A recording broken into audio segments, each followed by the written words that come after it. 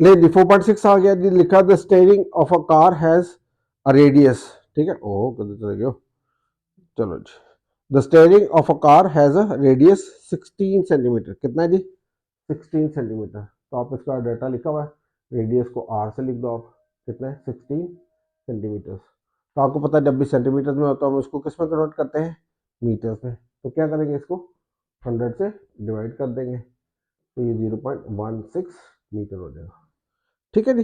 अच्छा जी आगे, find the torque produced by the couple. Couple में जो आपके पास फोर्स लग रही है, फोर्स कितने न्यूटन की लग रही है, 50 न्यूटन की, ठीक है। और आपने क्या फाइंड करना है जी, फाइंड द टॉर्क, टॉर्क आपने फाइंड करना है, ठीक है। अब आपको पता है टॉर्क ऑफ अ कपल, अगर आप जाते हो स्टीयरिंग व्हील ऐसे होता है, ठीक है, तो आप एक साइड से नहीं बल्कि एक साइड से ऊपर को जाते हैं, दूसरी साइड पे नीचे आते हो, तो दोनों की जो इंटरेक्शन होती है वो दोनों का कंबाइंड डिस्टेंस होता है, ठीक है। अब अगर आप क्वेश्चन को पढ़ते हो तो उन्होंने क्या लिखा हुआ है आपके पास, वो लिखा है a steering wheel of a car of a radius 16 centimetre, कितना दिया हुआ है, ये फर्स्ट करो आपके पास स्टीयरिंग व्हील है, ठीक है जी, ये आपके पास उसका रेडियस है, कितना है 16 सेंटीमीटर, ठीक है। तो हम इसको क्या करेंगे, इसको डबल अप करेंगे ताकि ये दोनों साइडों का जो फोर्स है उस पर आ जाए, तो ये भी 16 सेंटीमीटर है, ठीक है। तो इसका मतलब जो टोटल आर होगा, ये टोटल डिस्टेंस होगा, distance is equal to 2r, तो आपके पास हो जाएगा जी कितना, 2 मल्टीप्लाई बाय 0.16, तो ये आपके पास जो 2r है वो हो जाएगी 32.32 मीटर्स, डन, ठीक है। अब आप निकालोगे couple, torque of a couple, torque, उसका फॉर्मूला क्या था जी, फोर्स मल्टीप्लाई बाय, अब अगर आपके पास आर दिया हो तो उसको 2r करना पड़ता है, ठीक है, वरना उसको क्या करते हैं, अगर डायमीटर दिया तो फिर सिंगल भी यूज कर सकते हो, इसको आप लेंथ भी कह सकते हो, total length of the moment arm, क्या कर सकते हो, length of the moment arm, ये आर भी होता है, एल भी होता है, डी भी होता है, आपकी मर्जी जो मर्जी लिख दो। अब आपने टॉर्क फाइंड करना है, एफ की वैल्यू कितनी है जी 50 न्यूटन, ठीक है, मल्टीप्लाई बाय 2r आपको ऑलरेडी हमने कैलकुलेट किया हुआ है, तो 0.32 आ गया, ठीक है। तो इसकी वैल्यू हम मल्टीप्लाई कर देते हैं और आंसर निकाल के चेक करते हैं कि आंसर क्या निकलता है।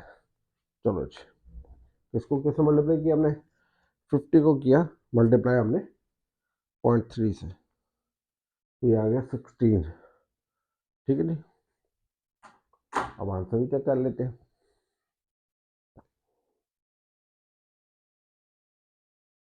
16 न्यूटन ही आंसर है, 16 इसका न्यूटन, इसका मीटर, तो न्यूटन मीटर आंसर, ठीक है, आसान है बहुत। अब हम करते हैं 4.7, ठीक है।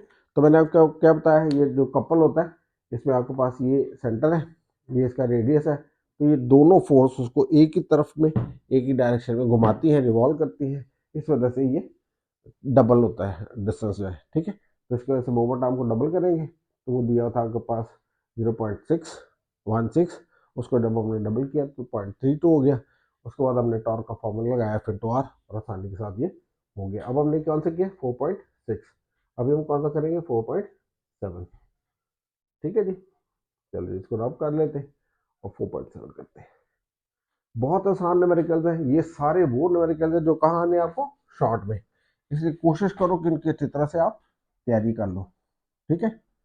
4.7 करेंगे, कोशिश करते हैं कि चैप्टर आज खत्म हो जाए, ठीक है। कोशिश तो बड़ी है यार, लेकिन वो कहीं ना फंस जाता हूँ, स्टक हो जाता हूँ, इसमें टाइम नहीं मिल पाता।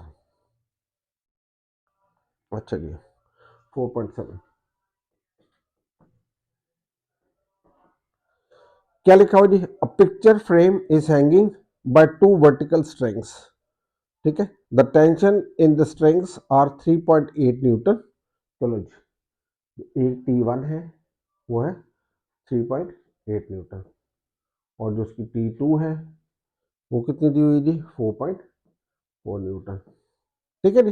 Find the weight of the picture frame, आपने दोनों का वेट फाइंड करना है, वेट ऑफ पिक्चर फ्रेम, या कि डब्ल्यू आपने फाइंड करना है। ठीक है जी। अब देखो ये पिक्चर है, फर्ज करो यहाँ के पास क्या है, पिक्चर है।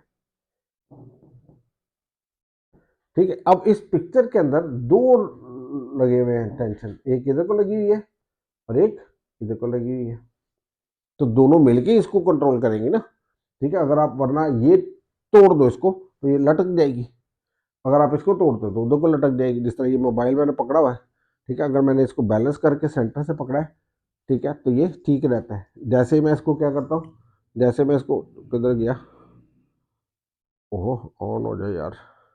अच्छा जी, जैसे मैं इसको एक तरफ से पकड़ता हूँ तो ये क्या करता है, भाग के दूसरी तरफ को लटक जाएगा। जब फर्स्ट को मैंने यहाँ पकड़ा तो यहाँ लटक जाएगा, यहाँ पकड़ूंगा तो यहाँ लटक जाएगा। ठीक है, अगर मैं सेंटर से पकड़ता हूँ या दो जगह से पकड़ता हूँ, इधर से भी और इधर से भी, तो ये बैलेंस रहता है। डन। ठीक है, यही सूरत इसमें है। ठीक है, अब हम इसको फाइंड करते हैं जी। हम इसको पहले इसका लॉक लगा के स्क्रीन को ऑन करते हैं और ये आपके पास न्यूमेरिकल्स आ गए। ठीक है, चलो जी, अब पिक्चर फ्रेम ये हो गया जी। अब अपने वेट फाइंड करना है, तो weight will be equal to T1 plus T2, दोनों की फोर्स अपवर्ड है। ठीक है, इनको ऐड कर दो तो देखते हैं क्या आंसर आता है जी। 1278 न्यूटन। तो मेरे ख्याल में यही आंसर होना चाहिए, यही आंसर है, 8.2 न्यूटन ही आंसर है। ठीक है, तो इसका मतलब अगर हम इसको पिक्चर को ले तो वेट ये तो क्या करेगा, डाउनवर्ड्स, टेंशन 1 ऊपर को, टेंशन 2 ऊपर को। ठीक है, तो इसके लिए क्या होगा, इसको जब हम फाइंड करेंगे तो हमारे पास कितना निकलेगा, वेट 8.2 न्यूटन हो जाएगी। ठीक है, अब हम इसका करते हैं 4.8 और उसके बाद 4.9 और 4.10 करेंगे। ठीक है, अब इसको करते हैं रब और नया क्वेश्चन करते हैं 4.8। चलिए इसको रब कर लेते हैं।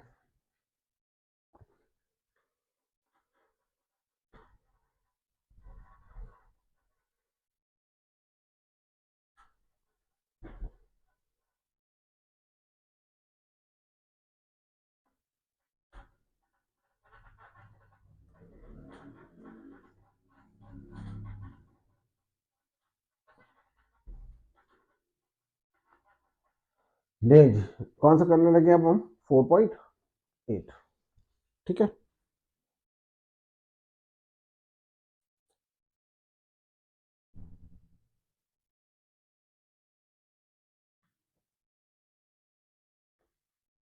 लिखा हुआ to blocks of masses 5 kg and 3 kg are suspended by two strings as shown in the figure.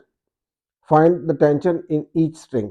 ठीक है, देखो जी उन्होंने जो फिगर बनाई है वो ये किया हुआ है, इस तरह से करके, फिर ये स्ट्रिंग है, फिर ये पहला वेट है और फिर इसके बाद ये इसके साथ दूसरा वेट है। ठीक है, ये दिया हुआ 5 kg का, बुक के अंदर ये डायग्राम बनी हुई है, और ये दिया हुआ है 3 kg का। ठीक है जी, आपने क्या फाइंड करना है इसका, to blocks of masses 5 kg, M1 कितना जी, M1 दिया 5 kg, इसको M1 कर लेते हैं और इसको M2 कर लेते हैं, और M2 कितना दिया हुआ जी, 3 kg, 3 kg। ठीक है, आगे क्या जी, find the tension in each string. आपने ए फर्स्ट को ये T1 कर देते हैं और ये T2 कर लेते हैं। T1 फाइंड करनी है आपने और T2 फाइंड करनी। ठीक है, आगे क्या आपके पास अच्छा जी, इसका आंसर निकलेगा एक का 80 न्यूटन, 80 न्यूटन, और एक का निकलेगा 30 न्यूटन। ये दो आंसर निकलेंगे। ठीक है, इसको सॉल्व करते हैं और देखते हैं जी क्या सूरत हाल है। फिर से बताता हूँ, two blocks of masses 5 kg and 3 kg, ठीक है, are suspended by two strings, एक स्ट्रिंग ये है और एक स्ट्रिंग ये है। ठीक है, उसके बाद क्या, find the tension in each string आपने फाइंड करनी। क्या करेंगे, देखो अगर गौर से देखो ना आप, तो ये जो ऊपर वाला वेट है ये अकेला नहीं है, ये जो ऊपर वाला पीस ऑफ थ्रेड है ना ये वाला, ये दोनों को उठाए हुए है। ये किसने क्या किया है, दोनों को उठाया हुआ, जबकि ये वाला पीस ऑफ थ्रेड ने इसको नहीं उठाया हुआ। ठीक है, इसके ऊपर सिर्फ यही लग रही है। तो पहले तो आप इसको वेट को कन्वर्ट करो, जो मैं ऐसे उसको वेट में। ठीक है, तो M1 ये है, तो हम यहाँ से W1 निकालेंगे। W1 क्या आएगा, M1 G, और G की वैल्यू आपके पास क्या आती है, 10 ms-2, ऐसे होता ना। ठीक है, तो हम क्या करेंगे, W1 निकाल लेते हैं। वो है जी M1 कितना है जी, M1 है 5 और जी हमारे पास क्या है जी 10, तो W1 कितना रहेगा जी 50 न्यूटन। ये हमारे पास आ गया W1। ठीक है, इसमें हम W2 निकालते हैं। W2 के M2 G आ जाएगा जी। ठीक है, तो W2 is equal to M2 कितना है जी 3 kg है और G हमारे पास कितना होता है ऑलवेज 10, मल्टीप्लाई कर दोगे तो ये W30 न्यूटन का आ जाएगा। ठीक है, अब जो नीचे वाला स्ट्रिंग है ना, दैट इज जस्ट होल्डिंग ये वाला स्ट्रिंग, ये वाला स्ट्रिंग है, ये वाला, ये सिर्फ और सिर्फ इसको कैरी कर रहा है, इसको उठा कर रखा उसने, तो इसके ऊपर सिर्फ इसका वेट आएगा। So tension two, so T2 is equal to 30 newton. T2 कितना रहेगा 30 न्यूटन होएगा।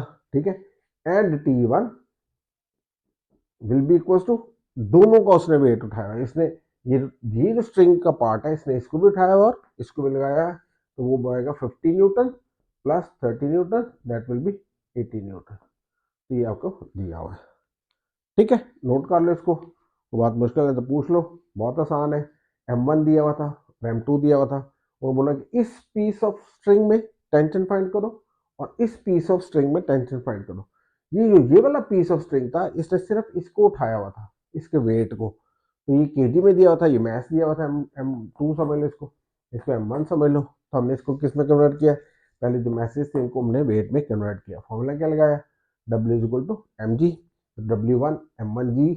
ठीक है, M1 आपके पास 5 था, G हमारे पास 10 था, तो जो पहला वेट है वो 15 न्यूटन का है। जो दूसरा वेट है वो भी W2। ठीक है, M2G, M2 कितना था 3, उसको हमने 10 से मल्टीप्लाई कर दिया, 30 न्यूटन आ गया। ठीक है, तो फिर हमने T2 निकाला तो 30 न्यूटन आ गया। कैसे, कि T2 ये वाला है।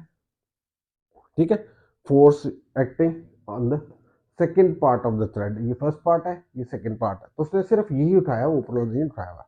ठीक है, तो वो कितना निकलेगा इसके वेट के बराबर। ठीक है, आप इसको ऐसे भी लिख सकते हो, is equal to wait W2। ठीक है, कई बार जबकि इधर आते हो तो ये जो टेंशन है इसको आप ऐसे भी लिख सकते थे, ये weight 1 plus weight 2 is equal to, ठीक है, 50 plus 30 is equal to 80 newton. ठीक है, इसने दोनों वेट्स को उठाया था, इस वजह से वो। ठीक है जी, चलिए आप इसको स्क्रीनशॉट लें, मैं वीडियो देख के आता हूँ मोबाइल के अंदर, फिर आगे चलते हैं।